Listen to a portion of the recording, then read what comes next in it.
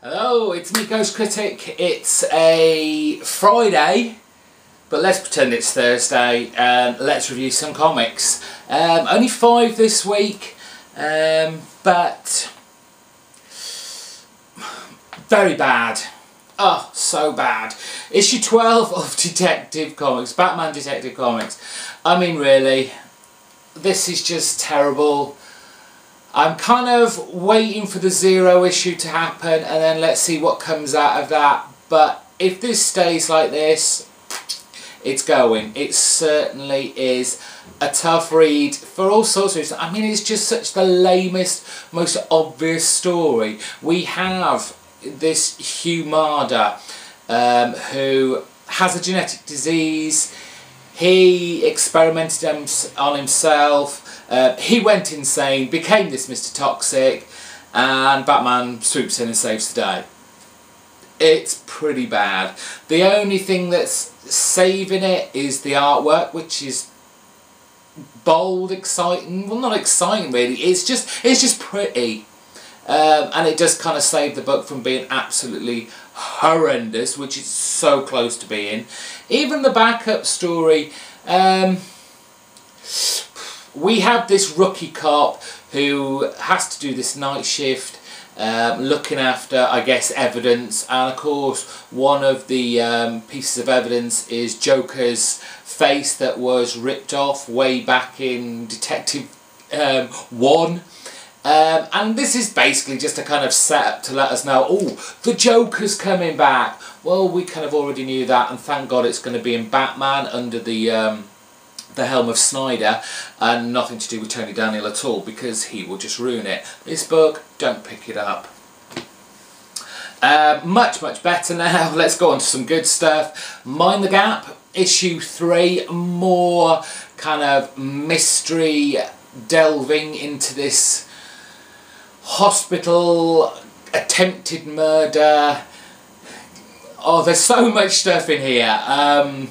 What we find out here is Ellie, who's the girl in the coma whose life was attempted to murder, all that business.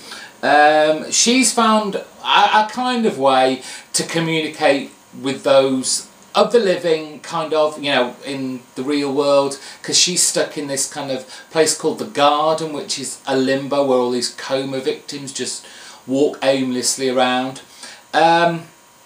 But she's found out a way to reach out, probably by accident mostly, but she reaches out to her best friend Joe, who actually no one clearly believes her, which makes it even worse. And there are just so many mysteries going on throughout this comic, so many hidden identities, who's on whose side. It's a really heavy read. It's interesting and it's intriguing, it's entertaining. I think this kind of comic, but when it's a mystery, they can get away with much more than, like, say, a regular TV series could, because you do have that element, you know, the kind of, oh, there's a scene in here where one of the young guys, what was his name, Miles Gilbert, who's an assistant in to Crenshaw, who is one of the psychiatrists who's also comatose.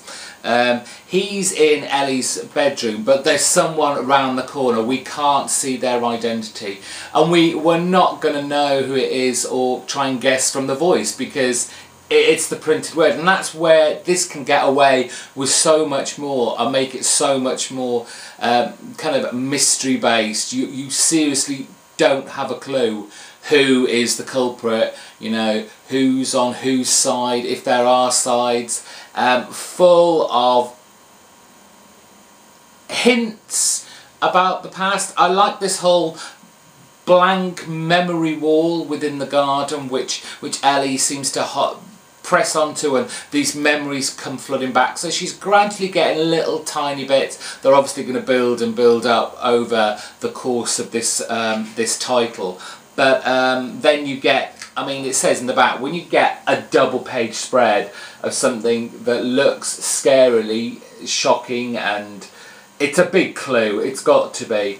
So, who is the masked syringe holding guy? Because we can clearly see that's a guy. It's just a really good read. I'm glad I kept with this, actually. Try and find the other 2 copies, issue 1 and issue 2.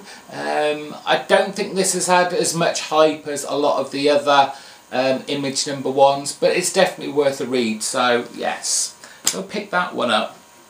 Issue 16 of Daredevil. Wow. We go all Fantastic Voyage on Matt Murdock. Giant Man is inside Daredevil, Matt Murdock's body, and he's killing off all the nanobots that were put there by the scientists of Latveria under Dr. Doom's instructions. And it's just such a cool story because you kind of get mixed memories from Matt and from Giant Man, and both of them are realising they're not so different in what they've been through. They're not that dissimilar to how they are seen or see themselves in the world. A great nice little like pick-up jumping on point, really, even though it's kind of like halfway through this story, because you get so much history not only about Giant Man but also about Daredevil. And of course there's the big kind of cliffhanger finale at the end, when Matt Murdock finally comes back to work. And I don't want to spoil this so much for you, but we find out what Foggy saw in that drawer, and you just have to wonder. Mark Waid does this so well, because even you as the reader are like, well, is Matt telling the truth? Is he being framed, or does he just not realise this because he's suppressing all the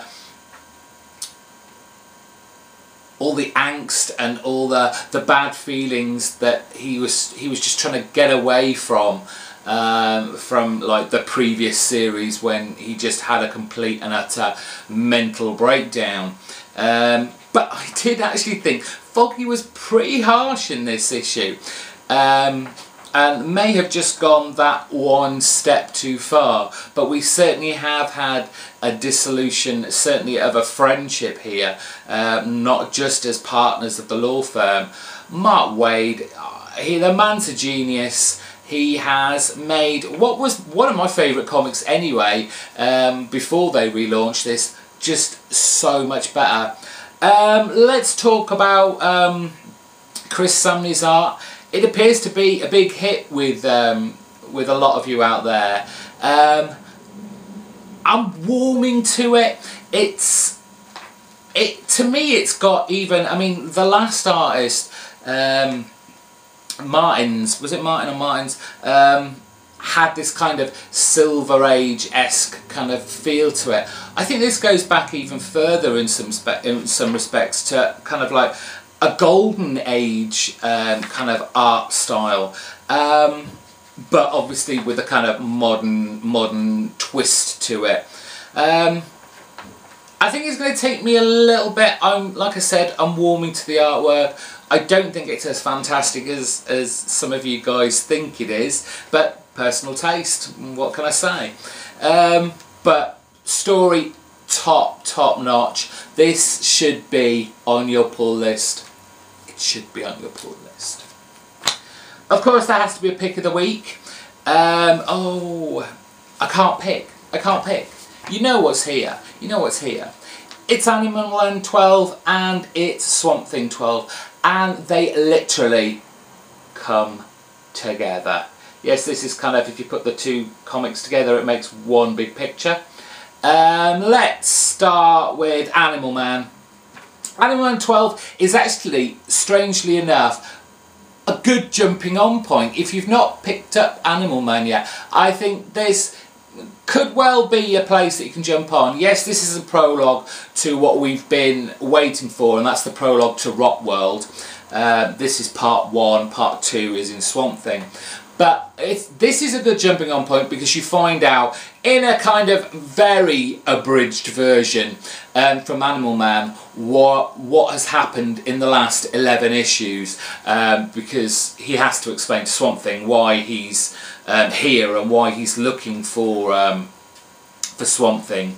And basically we're having Swamp Thing and Animal Man take a trip into this portal that was opened by Anton Arcane in the last issue of Swamp Thing, and they're going to go and face the Rot head to head, face to face as it was. But there is so much more in this. Again, it's that family bonds. Some of them are being incredibly stretched. You've got Buddy and his wife, who are always, seems to be at loggerheads about what is best for Maxine. But then you kind of get, out of the blue, we have Grandma, who has always come across as, you know, really hard on Buddy.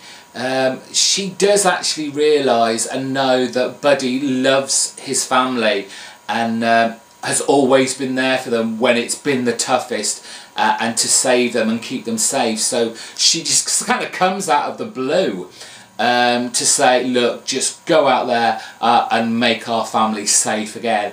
It's quite a nice touching moment given what basic a bitch she's been for the last 11 issues towards Buddy. So it was good to see. So yeah,